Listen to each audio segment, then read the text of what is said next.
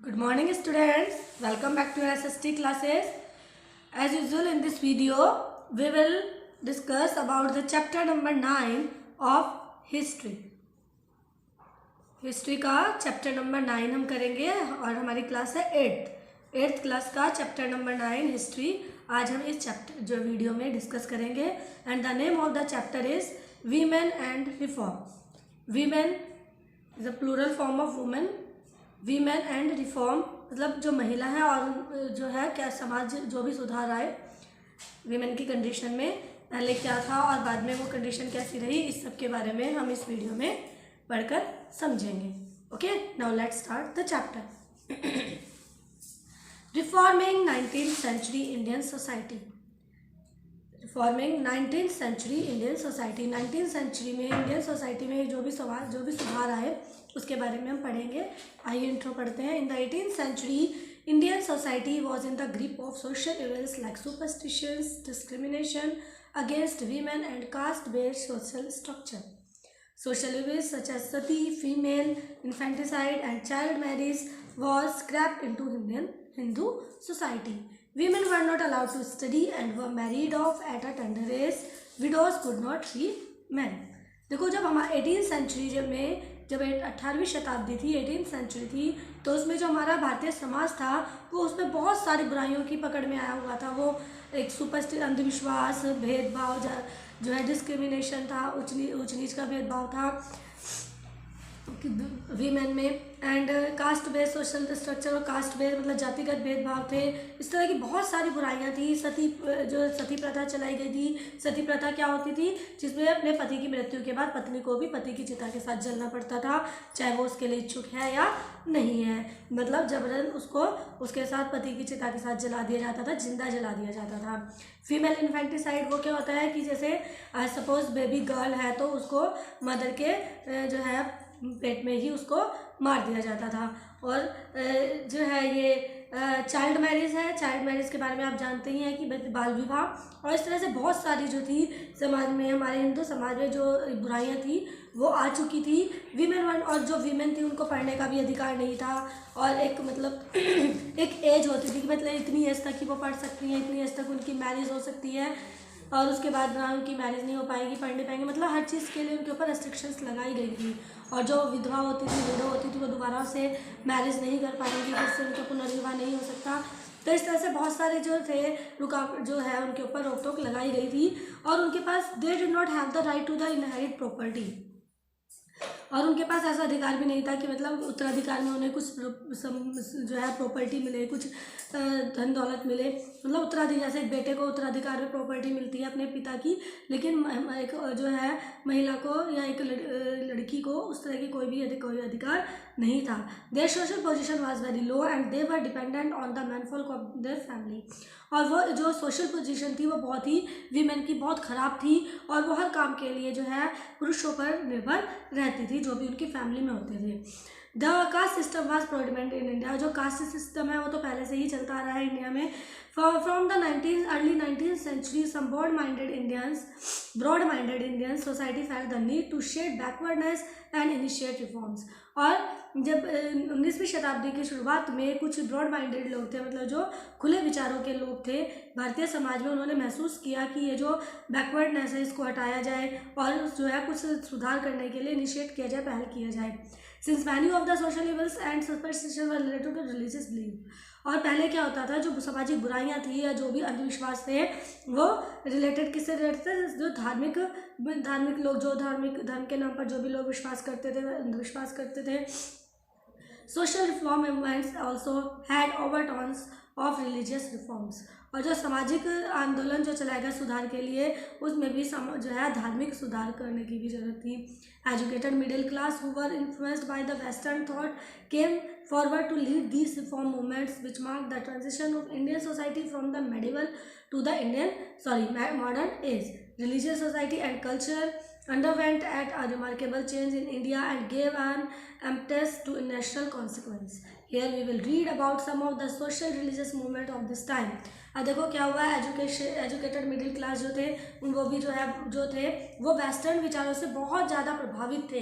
जो वेस्ट में फॉरेन में जो भी विचारधाराएं चलती थी, और वो चाहते थे कि उन्हीं को हमारे यहाँ पर भी आगे उन्हीं लेकर बढ़ा जाए, उन्हीं विचारों के साथ बढ़ा जाए और कुछ जो है उसके सुधार के लिए आंदोलन चलाए जाए।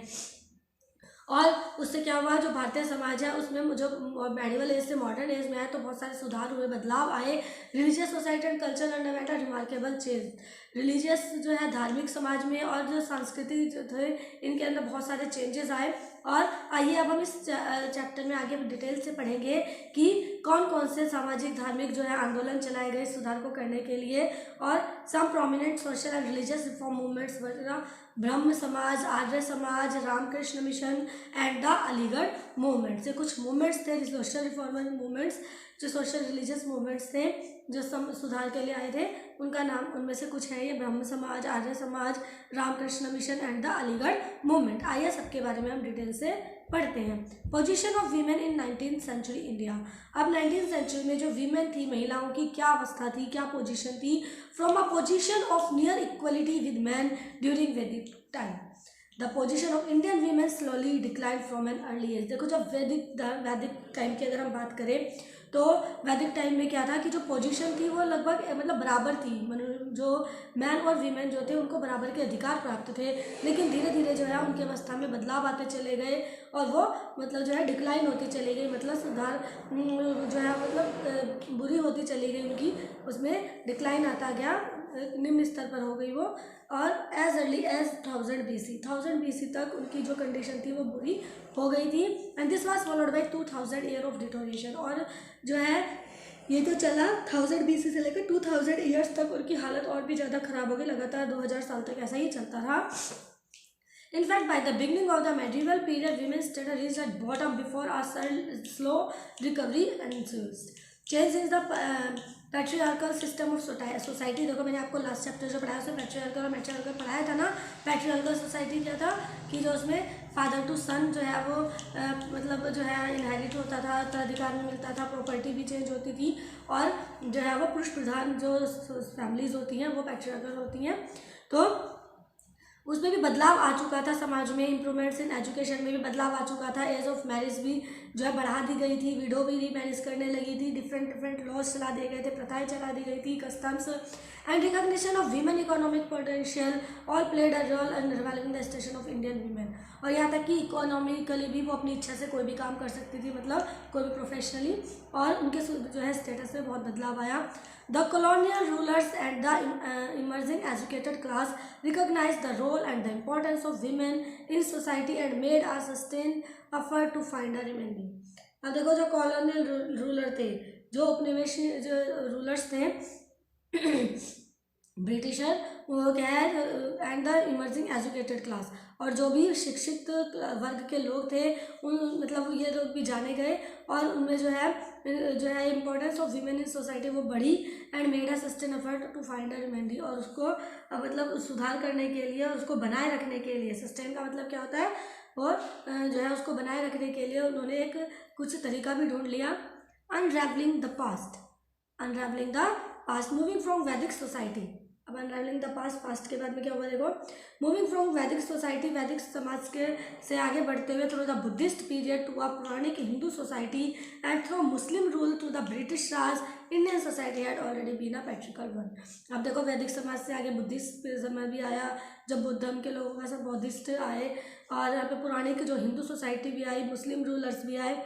तो क्या था कि जो है हमारे जो भारतीय समाज है वो पहले से ही पैट्रिकल बन चुका था। आज भी बहुत जगह ये सब देखने को मिलता है। During the Vedic and Buddhist period women remained subordinate to man. और वैदिक पीरियड से लेकर बुद्धिस्ट पीरियड में भी जो महिला थी वो एक सबऑर्डिनेट बनकर रह गई थी, मीन्स उनकी असिस्टेंट बनकर रह गई थी। Social evils. अब देखो सामाजिक बुराइयाँ। During the medieval period of the station of women suffered further restriction on fight and freedoms as the dwelled custom of child marriage, purdah and the polygamy took hold. Hindus prefer to, देखो जो medieval period था, जो हमारा मध्यकालीन युग था, उसमें जो है वीमेन जो थी वो बहुत सारे उनके ऊपर रोक टोक लगाई गई, उनके अधिकारों पर, उनकी आज़ादी पर, है ना। तो जैसे कि जो है चाइल्ड मैरिज, पर्दा प्रथा, ये सब आपको बताया ना हिंदू धर्म में थी। तो क्या married them of at a young age.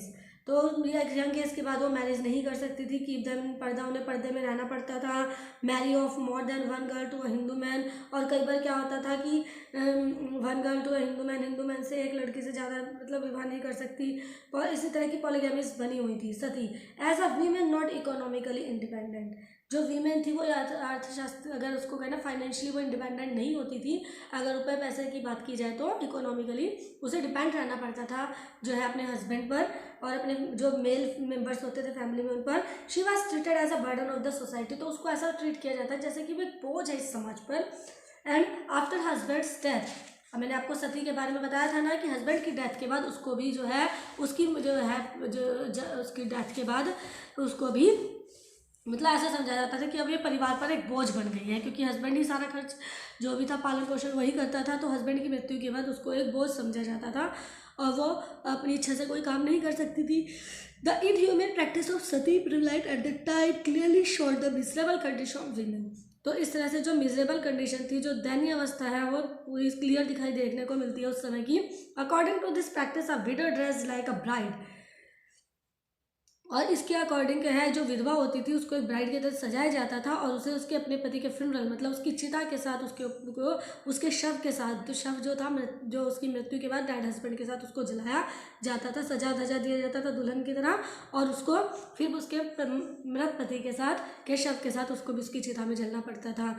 Drums बजाए जाते थे, एक सेरेमनी जैसे होती है जो मतलब सेरेमनी परफॉर्म की जाती है ऐसे तरह से की जाती थी। Silence the cries of the women in agony, सब जगह चुप्पी रहती थी, शांति रहती थी, और जो वुमेन थी जिसको जलाया उसकी चीखों की आवाज़ आती थी। वह she would be burnt alive, her husband जब जीवित एक बिल्कुल जिंदा व्यक्ति को आप जलाएंगे तो कितना परेशान होगा वो। The other possible reason could be have been the other women would not hear the cries of the dying women and refuses to perform sati, और उसका क्या हुआ, अदर पॉसिबल दूसरे रीजन्स क्या निकल कर आए इसमें होते थे सकते कि जो भी उसकी चीखें सुनती थी मरने वाली औरत की, तो वो दूसरी औरतें जो थी वो ऐसा करने से मतलब जब उनके साथ सिमिलर सेम ऐसी कंडीशन आती थी तो उसको देखकर दूसरी जो महिलाएं थी वो सब करने से मना करती थी। लेकिन मेडिवल एज की जो अंत हुआ उसके बाद क्या हुआ, इंडस्ट्रियल एज आया, जब ये इंडस्ट्रियल एज आया, जो औद्योगिकरण हुआ तरह तरह की फैक्ट्री इंडस्ट्रीज़ में, तो यहाँ पे क्या हुआ तब जब फिर ब्रिटिश आए थे इंडिया में, the newly emerge intelligentsia in the Indian society made a concern effort to stamp it out, तो फिर बाद में इस समाज को इस जो है कुप्रथा से बाहर निकाला गया। According to the Hindu mythology के हिसाब से Daksha wife Sati was so overcome at the death of her husband and she immolate herself on the funeral pyre. क्या हुआ था, हिंदू के जो हमारी जो मैथोलॉजी है, जो है पुराने कथाएं हैं, उनके हिसाब से जो दक्ष की पत्नी सती थी है was so overcome at the death of her husband that she immolated herself, उसने अपने आप को खुद ही उसके अपने पति के साथ चिता में जलाया था। तो तभी से ही क्या हुआ कि her name is known with the act of मतलब कि जैसे अब फिर उसके बाद जब उसने तो अपनी दक्ष की जो पत्नी थी उसका नाम सती था, है ना, तो उसने सती हो गई थी, वो मरने के बाद में अपनी इच्छा से वो जलकर मरी थी अपने पति के साथ। तो बाद में क्या था कि ये जो प्रथा थी ये प्रथा चला दी गई उस तब के बाद, उस कि जब कभी भी ऐसा कुछ होता था तो सभी को ऐसा ही करना पड़ता था, तो ये एक गलत थी, वो तो अपनी इच्छा से जली थी, लेकिन यहाँ पर जो है फोर्सफुली उनको जलाकर मारा जाता था। चाइल्ड मैरिज, विडोरी मैरिज जो है, चाइल्ड मैरिज आप जानते ही हैं कि छोटे से एज में ही जब उनको बच्चों का विवाह कर दिया जाता है तो बाल विवाह कहते हैं। It was essentially a defensive reaction of the part of an insecure Hindu society in order to safeguard the honour of their women Hindu perform to marry of their daughters at very tender age, मतलब बहुत ही छोटी एक मासूम सी as में ही उनका विवाह कर दिया जाता था उनको सेव करने के लिए, मतलब ऐसा माना जाता था कि बिना मैरिज के वो इनसिक्योर रहेंगी।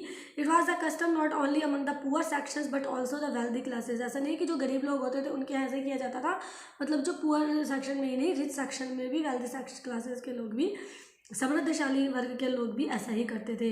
In most cases children were married when they were mayor infant, और कुछ केसेज में तो ऐसा होता था कि जो बच्चों की मैरिज होती है जब वो इन्फेंट वाली कौन सी वाली एज होती है, इन्फेंट वो एज होती है जब बच्चा टोटली अपनी मदर पर डिपेंड होता है, even the baby can not talk himself, can't walk, can't move, मतलब वो हिल नहीं सकता, डुल नहीं सकता, चल नहीं सकता, फिर नहीं सकता, खा नहीं सकता, पी नहीं सकता। इन्फेंट जो स्टेज होती है हमारी ग्रोइंग स्टेज, वो वाली जो स्टेज होती है, मतलब बच्चा बेबी जब वो माँ की गोद में होता है तो उस टाइम पर भी कुछ जगह पर मैरिज कर दी जाती थी। तो इस तरह की कुप्रथाएं हमारे देश में थी। अब ये देखो विडो रीमैरिज। अब देखो क्या होता था कि जब एक बार किसी जो विधवा विवाह जो था वो दोबारा से मैरिज नहीं कर सकती थी, due to the prevalence of child marriage and polygamy, youth widows in Indian society were seen as burden. आपको ये बताया है मैंने कि हिंदू समाज में जो है बाल विवाह भी हो रहे थे और ये पॉलीगैमीज बनी हुई थी। हिंदू में जो विवाह हो रहा था कि हिंदू में एक ही विवाह हो सकता है, दूसरा विवाह नहीं कर सकते, इससे कि पॉलीगैमीज चली हुई थी कि हिंदू धर्म में केवल एक ही विवाह हो सकता है। तो जो है, और जो है लेडी को ना एक उसके हस्बैंड की मृत्यु के बाद में, डेथ के बाद में एक बर्डन माना जाता था। Old upper caste wealthy man often got married to young girls.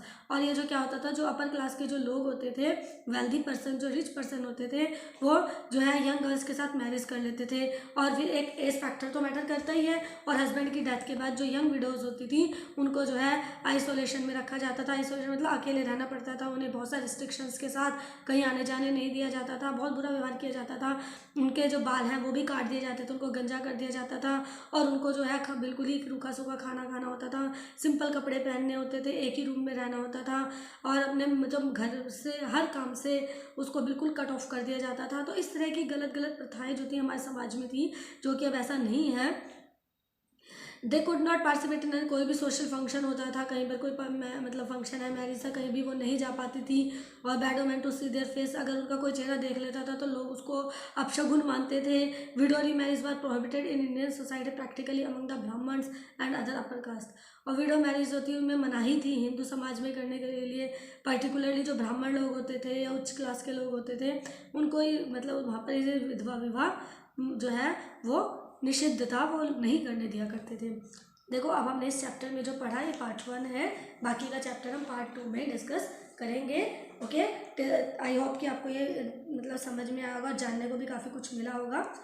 Okay, now we will meet in the next video with the remaining part of this chapter. Till then bye bye, take care, stay home, stay safe.